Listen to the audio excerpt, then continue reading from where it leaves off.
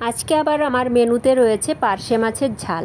সেদিন করেছিলাম পার্শে মাছের সর্ষে পোস্ত, দারুণ হয়েছিল, আঙুল চেটে খাওয়ার মতো।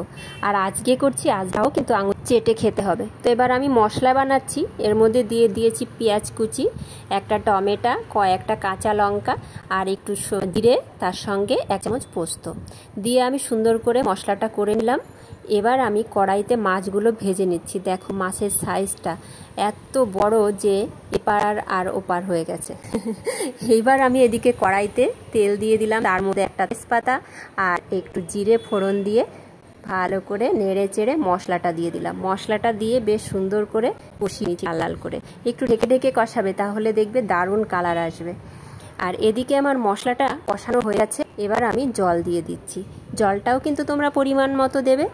আর মাছগুলো যেহেতু জলে জাল উঠে গেছে, সেহেতু মাছগুলো আমি দিয়ে দিচ্ছি। এটা একদমই অল্প সময়ের রান্না, খুব তাড়াতাড়ি রান্নাটা হয়ে যায়। জাস্ট মশলাটা কষাতেই যতটুকু সময় লাগে।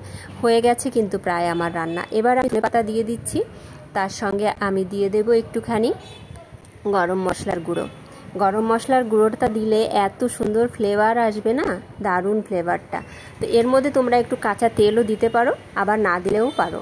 আমি একটু স্বাদ আনার জন্যে একটু চিনি দিয়ে দিলাম, তোমরা এটা দিতেও পারো, না দিলেও চলবে। তো যাই হোক, রান্নাটা কিন্তু একদম কমপ্লিট হয়ে গেছে। আর মাছগুলো কিন্তু ঢেলেছি একটা থালার মধ্যে, না হলে এত বড় মাছ তো ভেঙে যাবে গামলাতে ঢাললে। এবার আমি খেয়ে দেখি কেমন হয়েছে। অসাধারণ কিন্তু খেতে হয়েছে, আঙুল চেটে খাওয়ার মতোই অবস্থা।